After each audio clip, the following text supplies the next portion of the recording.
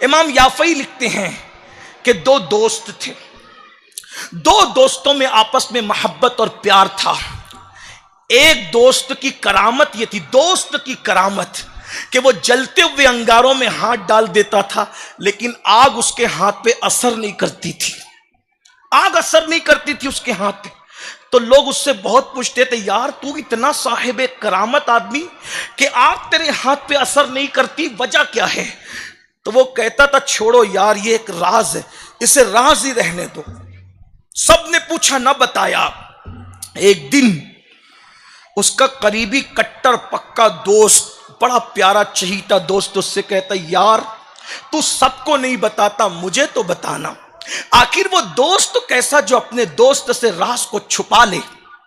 اس نے کہا یار اگر تو میری بات جاننا ہی چاہتا ہے تو پھر دل تھام کے سن، یہ بہت بڑا راز تھا زندگی کا جو میں نے سب سے چھپایا لیکن تجھے بتاتا ہوں۔ کہا وہ کیا؟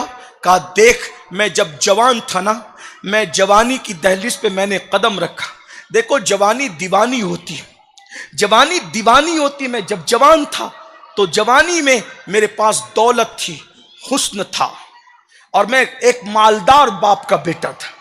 یہ بات تو لڑکوں کے ساتھ میں کل کروں گا انشاءاللہ جو مجھے کہنا ہے، لیکن چونکہ آج لڑکے نہیں ہیں تو میں نے آپ ہی سے گفتگو کرنی۔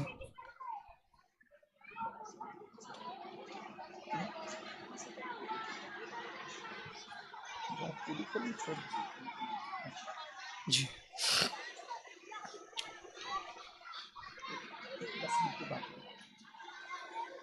درود شریف پڑھ۔ اللہ رب محمد صلی اللہ علیہ وسلم، نحن عباد محمد صلی اللہ علیہ وسلم، صلاۃ و سلام علیک یا جد الحسن والحسین وعلی آلک واصحابک یا جد الغوث الثقلین۔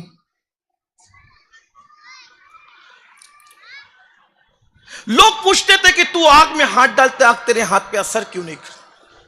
کسی کو نہیں بتایا، دوستوں کو بتایا میں جوان تھا، مالدار تھا، مالدار باپ کا بیٹا تھا۔ جوانی میں میری نظر میرے گھر کے سامنے ٹیرس پر کھڑی ہوئی ایک لڑکی پہ پڑ گئی۔ لڑکی بڑی خوبصورت تھی، بڑی حسین تھی، جمیل تھی، آنکھیں چار ہو گئی۔ میں نے سوچا پوری زندگی گنوا دوں گا، پوری دولت داؤ پہ لگا دوں گا، اس لڑکی کو میں حاصل کروں۔ جنون تھا، جوانی میں جنون ہوتا ہے، جوانی بہت جنونی ہو، جنون کہتے ہیں پاگل پن کو۔ جوانی کا جیم اور جنون کا جیم لازم و ملزوم ہے۔ بس ہم اتنا ہی کہتے ہیں کہ جب دو جیم ایک ساتھ ہیں تو اس جنون کو عشق مجازی یعنی اپنے جیسے لوگوں کے جنون میں تبدیل کرنے کی بجائے جنون عشق مصطفیٰ میں تبدیل کر دو، انشاءاللہ دنیا بھی جنت بن جائے گی اور آخرت بھی جنت بن جائے گی۔ جنون ضرور ہو جوانی میں، لیکن عشق مصطفیٰ کا جنون، محبت رسول کا جنون۔ ارے دھوکہ دینے والوں سے کیوں دل لگاتے ہو نادانو؟ اگر دل ہی لگانا ہے تو جانے وفا سے دل لگاؤ، دنیا بھی سمر جائے گی اور آخرت بھی۔ اور عشق کو تڑپاتا ہے، عشق مصطفیٰ سکون عطا کرتا ہے۔ اور عشق کو ذلیل کرتے ہیں، عشق مصطفیٰ عزت دیتا ہے۔ ہر عشق جو ہے وہ زمین میں دھسا دیتا ہے، عشق مصطفیٰ کعبے کی بلندیوں پہ کھڑا کرتا ہے۔ اور عشق کو گمنام کر دیتا ہے، عشق مصطفیٰ نیک نام کر دیتا ہے، اور عشق کو بدنام کر دیتا ہے۔ عشق مصطفیٰ ایسی عزت عطا کرتا ہے، انسان قبر میں چلا جائے تو بھی اس کا نام باقی رہتا ہے۔ میرے امام کہتے ہیں عشق تیرے صدقے جلنے سے چھٹے سستے، جو آگ بجھا دے گی وہ آگ لگائی ہے۔ اور عشق لوگوں کے درمیان سر جھکا دیتے ہیں، عشق مصطفیٰ قبر میں نکیرین سے بھی عزت وصول کر لیتا ہے۔ نکیرین کرتے ہیں تعظیم میری، فدا ہو کے تجھ پہ یہ عزت ملی ہے۔ اللہ اکبر۔ تو وہ جوان کہتا ہے میں جوان تھا، خوبصورت تھا، حسین تھا، مالدار تھا، لڑکی سامنے نظر آئی، اس سے دل دے بیٹھا، آنکھیں چار ہو گئی، حاصل کرنے کی کوشش کی، لیکن وہ لڑکی کی تربیت ایسے ماحول میں ہوئی تھی، میں جتنے بھی ڈورے ڈالتا تھا سارے ڈورے ناکام ہوتے تھے، میں جتنی بھی لالچ دیتا تھا، اس کی تربیت ایسے ماحول میں ہوئی تھی کہ وہ لڑکی میرے دامے فریب میں نہیں آتی تھی، میرے مکر میں نہیں آتی۔ میں نے بہت لالچ دی، مال کی، شادی کی، اس کی اس کی اس کی، کسی پہ اس کی رال نہ ٹپکی، کسی پہ وہ نہیں للچائی۔ پتہ ہے کیوں؟ جسے آخرت کی اہمیت پتہ چل جاتی ہے وہ دنیا پہ کبھی رال نہیں ٹپکاتا، کیونکہ دنیا تو ختم ہونے، دنیا بہت تھوڑی سی، بہت بے وفا ہے دنیا، بہت بے وفا ہے۔ حضرت بہادر شاہ ظفر نے بڑی حسرت سے کہا تھا، عمر دراز مانگ کے لائے تھے 4 دن، 2 آرزو میں گزرے 2 انتظار میں. یہ دنیا ہے، صرف 2 دن کی. اور اتنے بڑے بادشاہ کو خود کی زمین پر قبر نصیب نہ ہوئی، یہ دنیا ہے. دیکھیں تو سے بہادر شاہ ظفر کی قبر انڈمان کے جزیرے میں ہے. اتنے بڑے اکھنڈ بھارت کا بادشاہ، اس کے جنازے میں 50 لوگ شریک نہ ہو سکے. یہ دنیا ہے.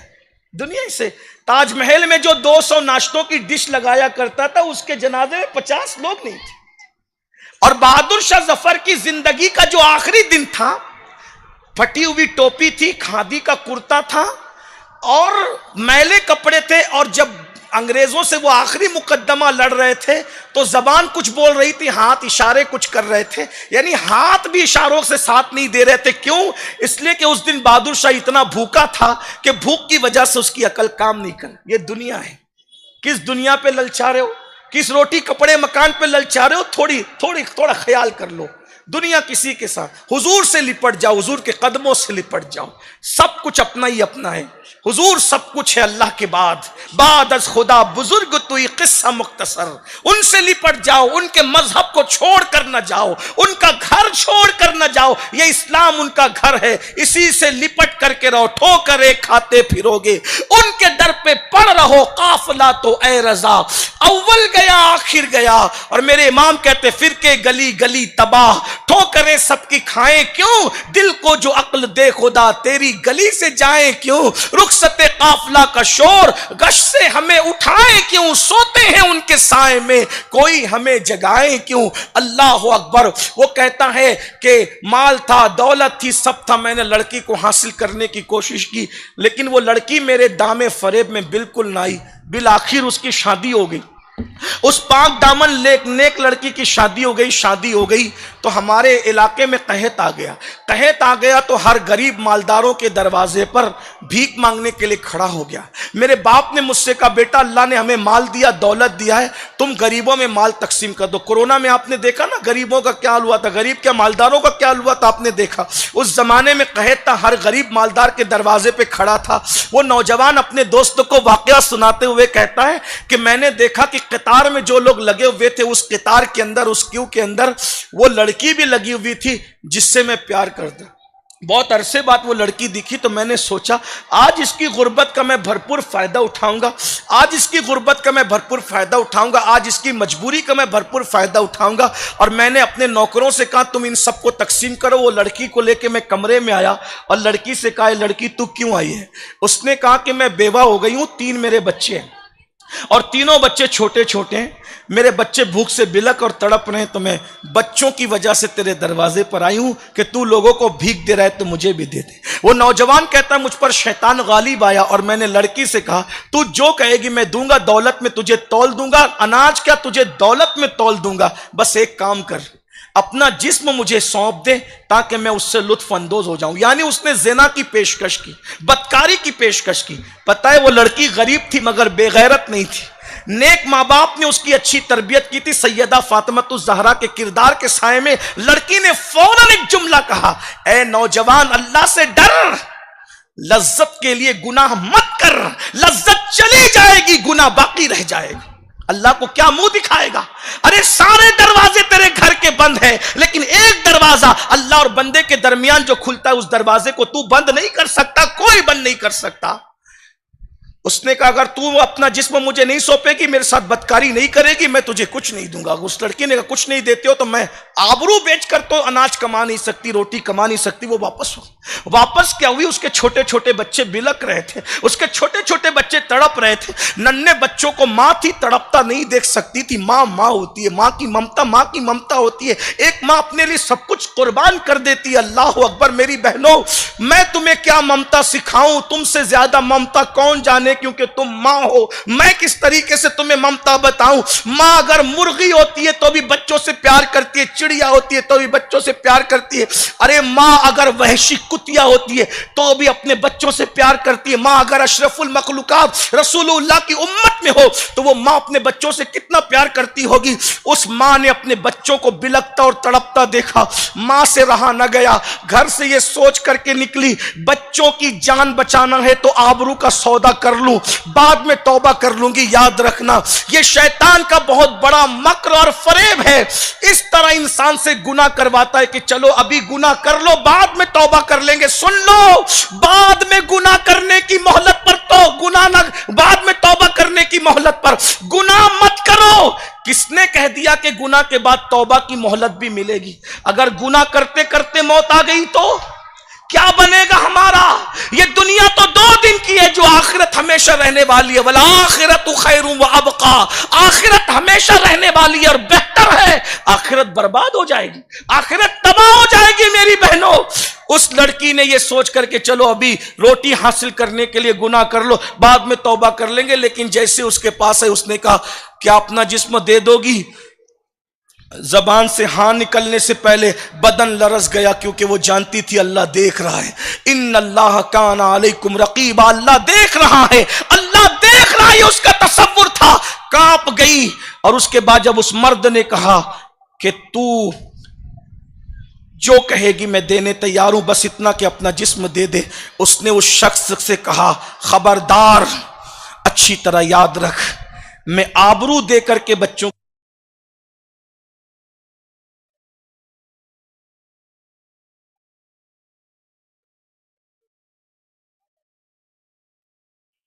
بچے کو تڑپ تڑپ کر بھوک سے مرتا تو دیکھ لوں گی، لیکن اللہ کی نافرمانی نہیں کروں گی، اور اب تیرے دروازے پہ لوٹ کر بھی نہیں آؤں گی۔ یہ کہہ کر وہ لڑکی جیسے ہی پلٹ کر کے گئی، اللہ نے اس کا دل بدل دیا۔ یاد رکھنا، اللہ کا وعدہ ہے جو مجھ سے ڈر کے گناہ چھوڑ دے، میں اسے ایسی جگہ سے رزق دیتا ہوں جہاں اس کا گمان بھی نہیں جاتا۔